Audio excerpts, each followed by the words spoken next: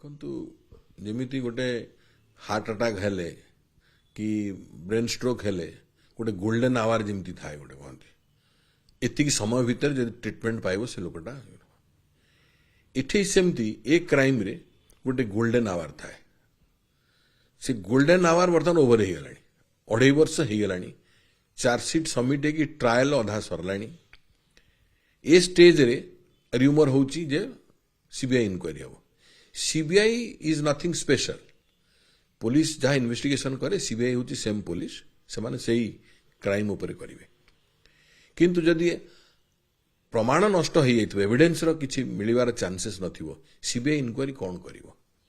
एठी दुईटा प्राइमरी जिनस रोची जहाँ स्टेटमेंट डिफेन्स काउंसिल कहते डेड पर्सन जो परिधान जोटा सार्टा पिंधला सार्टा ना जो बुलेटा पियर्स करथिला बॉडी रु बाहर थी जो बुलेटा सेटा भी नहीं कि जदि प्रोसिक्यूशन कहवा अनुसार 3टा कि 4टा बुलेट फायर करथिला तार खोखा मिलवा कथा से भी मिले नहीं आउ जदि बुलेट मिस करके फायर होती से गाड़ी भीतर से बुलेट थे सेटा नहीं एभलिया डिफेक्टिव चार्जसीट टाकू फाइल कले तरबरिया करके चार्जसीट फाइल करचंती एमाने गोटे पार्ट चार्जसीट फाइल करी जो एक्यूज गोपाल दास ना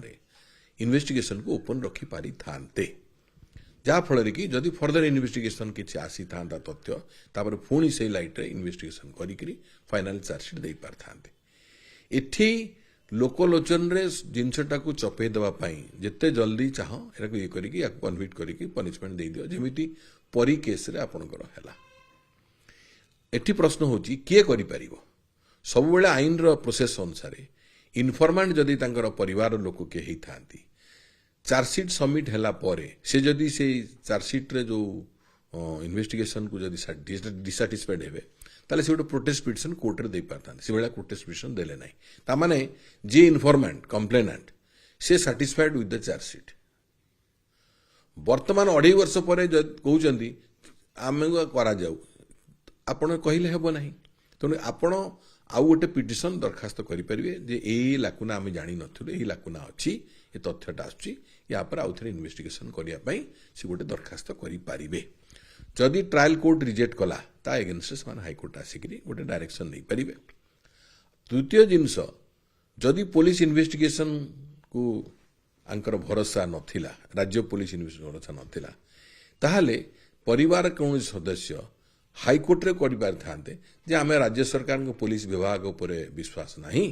प्रॉपर इन्वेस्टिगेशन हो नहीं तेणुक आउ गोटे थर्ड एजेंसी को दि जाऊ ताहले कोर्ट डायरेक्शन दे पारथा सीबीआई इनक्वारी हो बोली कारण 3टी जिनस गोटे हूँ राज्य पुलिस जदि निजे इन्वेस्टिगेशन न कर राज्य सरकार चाहिए सीबीआई को दे पारे द्वितीय हम जदि कोर्ट चाहिए मान्यवर कोर्ट चाहिए हाईकोर्ट जदि चाहिए कि सुप्रीमकोर्ट चाहिए ताहले इन्वेस्टिगेशन लाकुना रोची इन्वेस्टिगेशन प्रॉपर है ना ढांकिया चेष्टा करुँच कोर्ट भी गोटे डायरेक्शन दे पारे फॉर सीबीआई इनक्वारी यही 2-3टा जिनस वर्तमान स्टेज रे जेहेतु ट्रायल आगे गला केवल इनफॉर्मेंट किंबा कंप्लेनेंट जे एफआईआर थे से जदि कौन दरखास्त करती दरखास्त को कोर्ट ग्रहण करी डायरेक्शन दे पारती further investigation and that investigation by a third agency that may be CBI or anybody जदि सर सीबीआई तदंत निये ताले आपण जो कथा कहतले जे से बुलेट न मिलबा आ रक्त बिजा छाट न मिलबा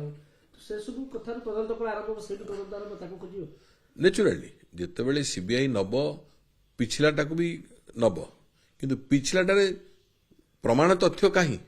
जेमिति कलिकता रे आपण इन्सिडेंट है प्रमाण तथ्य नष्ट कर दिया जाय बोले हला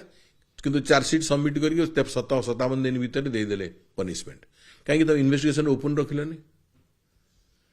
से माने भी बेल आउट हो गए 90 डेज भितर जेहेतु बेल मिललानी एठी से भाया 2.5 वर्ष पर आपण बर्तमान कहे सीबीआई को हस्तांतर करा सीबीआई तो भगवान नुह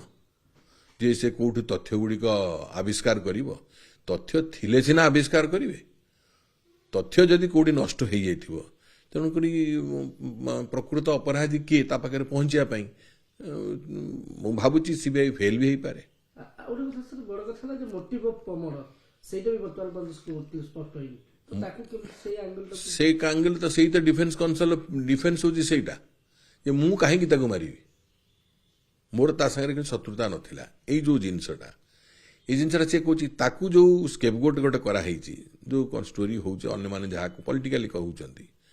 ସେଟା ତାର ସତ୍ୟତା କେତେ ଦୂର ଏ ସିନା ଇନଭେଷ୍ଟିଗେସନରେ ଜଣାପଡ଼ିବ। ଯଦି ଇନଭେଷ୍ଟିଗେସନଟାକୁ ସବୁ ତଥ୍ୟକୁ ନଷ୍ଟ କରି ଦିଆଯିବ, ତାହେଲେ ଇନଭେଷ୍ଟିଗେସନ କ'ଣ ହାୱାରେ ହେଇପାରିବନି, କିମ୍ବା ଭଗବାନ ତାକୁ କୌଣସି ସାହାଯ୍ୟ କରିପାରିବେନି। ଏମିତି ଅତୀତରେ ବହୁତ ଇତିହାସ ଅଛି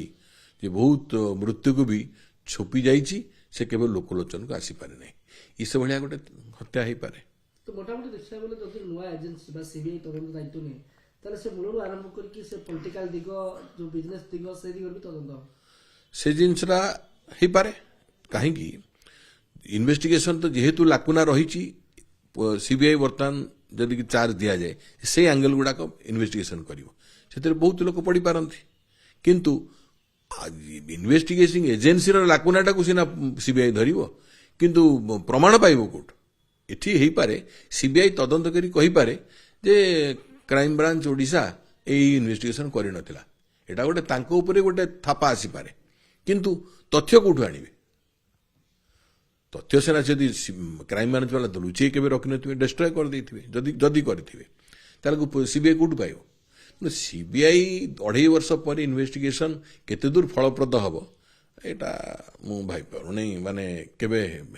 ଠିକ୍ ଭାବରେ କରିପାରିବେ ନାହିଁ।